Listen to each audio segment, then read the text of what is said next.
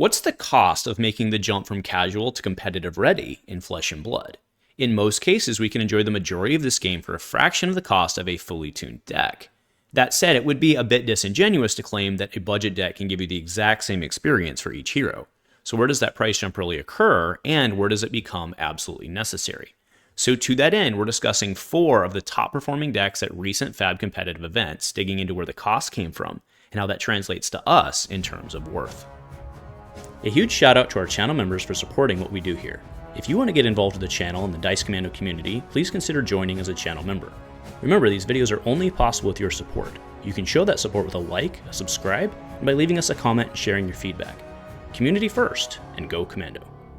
Hey there, my Flesh and Blood friends, and welcome back to Dice Commando and Go Again, a fabulous cast. I hope you're doing well, and you know what? Happy Friday. So a couple weeks ago, I dropped a video talking about cost, value, and worth in Flesh and Blood, and in that video, I was ultimately asking you the question, because it is different for everyone, what is the marginal gain of in-game power actually worth for our cards? Is Crown of Providence really worth $45 more than a Skullcap? Is Tunic really worth $70 more than a class-specific backfill? Is CNC really worth $70 more than a Wreak Havoc? In uber competitive play, yeah, it is. But I also made the point that for those of us with a limited amount of resources, which is most of us, that sometimes those small jumps in in-game power represent a very significant cost. So to that end, today we're looking at 4 top decks from recent competitive events, digging into the lists themselves to see where the monetary costs come from and what is and isn't necessary to enjoy the hero. Now, something else you'll notice is that I have timestamps up here. That's so that if you are only interested in one or a couple of these decks, you can go ahead and jump forward to that particular time so that you're only, chasing what's interested to you. Obviously, I hope you stick around for the whole thing, but I get it, folks. So that is there as well. I'll go back and do that in editing. Now, another question you may be asking is, well, Andrew, why did you select these heroes to start, and then why these particular decks? There's other ones that have scored. For 3 of them, Bravo, Uzuri, and FaB, those are heroes that I play and I'm very interested in. So if I was going to go through the activity of going through and making the spreadsheet and doing the whole thing, I wanted there to be some value for me, right? Just because it piqued my curiosity. And then, why did I choose these particular lists when there were others? Of the ones that I looked at, I was like, yeah, this actually looks like a list that I would like to play. So that's why I landed on those. And then you'll obviously notice Dromai down there. Now, I don't play Dromai, but she's popular as all hell right now, not to mention she's very much meta relevant. So it made sense to include her, and if we were going to do that, why not use, one of the best players in the world, right? Nick Butcher, he plays second at the Calling Taipei. He seems very, very successful at everything he does, and I appreciate his math-based take on things, especially like he had an interview a while back where he was talking about Oldhim, and he's like, yeah, Oldhim's mathematically busted, and he had a post, it was on the Twitters early on, where he was talking about the new red card for Dromai, right? The new tome. And he's like, yeah, this might be busted. And I kind of appreciate how he says, he's like, yeah, this might be busted. And then when people push back, he's like, fine, I'll prove it. And then he does. So anyway, that's why we're using his list. All right, so let's go ahead and just start out of the gate. We'll go into Nathaniel Maserve's Calling Las Vegas third deck. This is the Uzuri deck that I'm very interested in. So moving into the Uzuri list, what we see right out of the gate is this is a $772 deck, again using TCG player low pricing. And you see that 12 cards drive 86.35% of the cost. So $666 in those 12 cards, meaning that the rest of the cards in the deck are roughly $105. Now, if we go through and we look at what is driving, right, what are those 12 cards that are driving the price, we have E-Strike, we have Codex of Frailty, we have the Whisperers, Crown of Providence, Command and Conquer, and then of course Find All Spring Tunic. Now I do want to point out this is currently showing 80 as of the time I snapshotted this. I do believe Tunic is rougher or closer to like the low 70s right now. But again, this is all an equal comparison snapshotted in time. Now if you really go through and think about this, what do you need to play as Uzuri? Could you get away without playing E-Strike? I think you probably could. Could you get away without playing Codex of Frailty? Huge disadvantage. No one's saying that you're not taking a hit by doing that, but I think you can really get a feel for how Uzuri as a hero plays without Codex of Frailty. Black Tech Whispers, I think that one's an easy swap for Snapdragon Scalers, right? Again, to get the feel. Crown of Providence, that one's an easy swap for the Assassin Mask, right? You could very easily play that in that case. Command and Conquer is the tough hit in this deck, but again, you can play Wreak Havoc, right? Wreak Havoc is pennies on the dollar for Command and Conquer. Not saying that you're not at a huge disadvantage, not saying that Command and Conquer isn't absolutely a strong, murderous card in Uzuri, but again, you can absolutely get a feel for her at an armory level or something like that by just playing a Wreak Havoc in that place. And then Fyendal's Spring Tunic, well, that one, I think Redback Shroud is like $10 right now. So for roughly $10, Redback Shroud can, get you kind of a one-time, maybe two-time type thing, right? If you can actually get the silver off to buy it back. And it'll help set up for, basically the play there is your pommel off a blue or something like that, right? So again, you look at it, $666 potentially could be saved. Now, are you really going to functionally run this as a $100 deck? No, but I think you could probably get a very good feel for Uzuri at your locals for about $120, right? And if you were going to kitchen table it or whatever, I think it's right in that range. So, and again, that's not super budget. That's, mid budget. But again, 86% of the cost of this deck driven by just a handful of cards that most of which have a reasonable backfill. All right, now let's move into Jeremy Campshire's Milwaukee 5th place Bravo deck.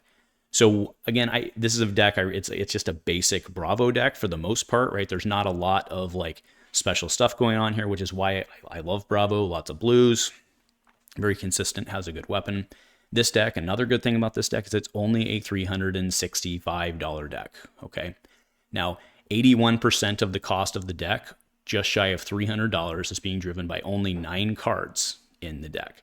So if we go look at those 9 cards, we have Civic Steps. That's a card that you can absolutely play without, right? You could do an Iron Rot, you could go Snapdragon Scalers for a little sexy stuff, Mage Master Boots, whatever. Those are all options available to you. Crown of Providence is an easy swap for the Guardian Helm. Okay, so we've already saved just about $100 there. Tectonic Plating easily swapped for Earthlore Bounty. It has Temper.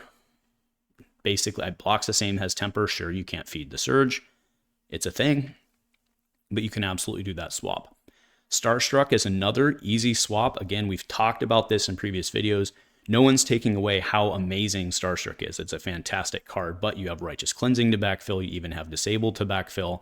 That if you are trying to save $50, can easily get away from doing that, right? And it's not going to change functionally how Bravo plays all that much. And then last there we have Warmonger's Diplomacy. Again, a great card, especially in this deck because it's blue, it defends for 3, it does basically everything you want it to do, and it's kind of your out card. But $119, $120 for the playset. Can you find another blue card that you might want to play in Bravo? I think you probably can, right? So in this case, this deck could reasonably play for about $70, maybe $80, depending on how it breaks down, what you can trick it out with. It's pretty good, right? $80 for a deck. So again, thanks Jeremy, congratulations. And yeah, just looking at the numbers on this, I can absolutely do budget for Bravo. All right, now let's move into Alexander Vor's Salt Lake Brawl 8th place deck. This is the FI list. And you can see right out the gate, this deck's pretty expensive, just shy of $800, $790 or so. And you see there real quick, the way I broke it down, 98%, roughly 98% of this deck is driven by 15 cards. Now, this comes with the exception on this deck that I don't know that you can necessarily play without all of those cards. Because I think that, you see there 771 from those 15 cards, $18 deck, roughly $20 deck, whatever you want to say on it. But I think that's a little deceptive because if you go top down, you look at Flamescale Furnace and Fyendal's Spring Tunic, you have $200 there in just your chess pieces, of which you can only run one at a time. Now, certainly in each match, they add their value, but could you play something else? I'll be honest, when I first started FI, I didn't have Flamescale and I was actually running the Sasha Sandakai. It's not ideal, it doesn't block. I'm not saying it's better than those two, but it's something you can do to absolutely get a feel for how FI plays and then decide if you like them or not. Right, the next one is backfillable but also very valuable. Mask of Momentum can easily be backfilled with Mask of the Pouncing Lynx. In fact, Lynx is in this deck. That said, I think Mask of Momentum is something that you really want to have available for you as a Ninja player in general, with how it makes folks approach the blocks, and especially in the FaB deck, where if if you can set up your Phoenix Flame to be the one threatening the hit, then they have to block inefficiently. So again, I like the way that it forces their hand. But again, Mask of the Pouncing Lynx can absolutely go pull Assault in the Wound or whatever you need to hit big and put them on their back feet. And again, it's in this list as well because it's used in certain matchups. Tiger Stripe Shuko, I think, is one that you can certainly do without. It absolutely adds value, like on your double strikes or whatever like that, or on your Phoenix Flames. That I think you can definitely do without it. The Command and Conquer's in this list, driving $160 roughly of it. I think you can absolutely not have Command and Conquers and go for some other type of popper. I think that's completely fine in this deck. In Light and Strike, you can absolutely find backfills for that. Again, not as good as that, but you can probably find another 1-4 or another 0-3 red that can do what you need it to do. That brings us to Art of War. So $112 for a playset of Art of Wars. I think it's very difficult to play FaB without. Can you do it? Absolutely. Can you get a feel for how FaB plays? Absolutely. But I do think Art of War is probably where you're looking at for your first purchase with this deck. So that puts this deck, if you assume that you throw everything else out and keep your Art of Wars, that puts this deck at roughly $130 or so. And I think that's about the reasonable price for this deck, kind of at a armory type level. I really do think you want to pursue your Art of Wars. Do you need your Mask of Momentum? I think not. Do you need your Art of Wars? I kind of think you do. But, again, can you get a feel for how he plays without it? Sure. But you're probably going to want those Art of Wars. Okay, and then Warmonger's Diplomacy, that one I think easily pops out. Again, it adds value to, it's actually really good in this deck, right? Because you can put it at the end of you can do your thing and then put it at the end of the chain. It doesn't really affect you either because you're not doing a bunch of pumps. So it's a really good, really good card, especially in this deck. But do you absolutely need it? No, right? So that $16.79 there, I think, is more reasonably like a $130, which, takes the percentage down a little bit. But again, 15 cards driving roughly 98% of the price. Right, moving into the last deck. So this is Nick Butcher's Calling Taipei deck. He plays second on that with Dromai. Very impressive there. So this is a just shy of $800 deck as well. I mean, you'll notice there's a lot of similar things going on with the FaB in terms of the actual cards, right? Flamescale Furnace is the class-specific one being expensive. So you have $124 in Flamescale. Do keep in mind, I think Dromai is very difficult to play without Flamescale Furnace, so that is definitely a big barrier to this. So when I go look at the cards that are driving the price of this, it's roughly 12 cards at 80% of the deck. By and large, the dragons are pretty cheap overall. One card which I did not flag because I think you do want it, I have the 2 Miraging Metamorphs, so those are roughly $20 cards a piece. You will notice there it says First Rainbow Floor. For whatever reason, when I pulled it, that actually was cheaper. I actually went and verified that. It actually was cheaper. So hopefully somebody got a good deal on that one.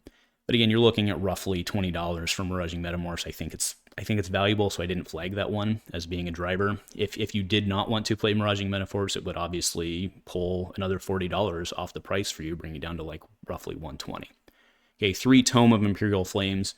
Cards obviously the talk of the town right now, and that's roughly $105 or so for a playset. And then again, Warmonger's Diplomacy, I think we've smashed that one home on the last 2 decks prior to this one. Absolutely something you don't have to be playing, right? You could definitely take those away. So we look at this and it's $165, and if you wanted to, you could pull out the Warmonger or the Miraging Metamorphs, making it roughly $120. But I think you're going to really struggle realistically without Flamescale. So that's more likely going to put this around $240, $250 to reasonably be playing the Dromai deck. I think that's an overall fair statement. All right, so with all of that said, all right, we've gone through the 4 decks.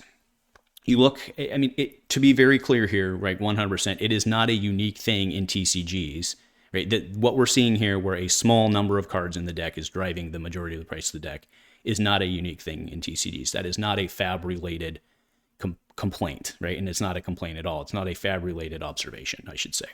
All right.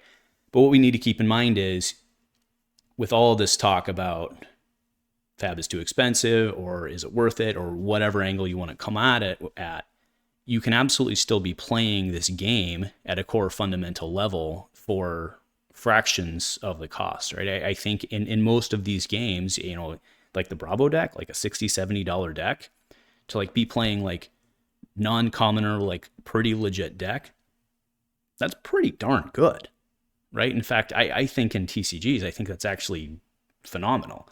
The other, you know, the Dromai deck being 240 to feel, I feel you on that one, right? Like if you look at Dromai, you're like, I really want to play Dromai. That one I feel you a little bit on, right? Because you look at it and you're like, it's very hard to play without this piece. I do think that's fair feedback. But the FaB deck, you can just roll Cheerios, Reds, come in Phoenix Flames for $20, $40 if you wanted to, right? Or go to $100. And again, I think those are all very, very reasonable prices. So anyway, I'm gonna leave it there. The data's there, and you all can make your own conclusions.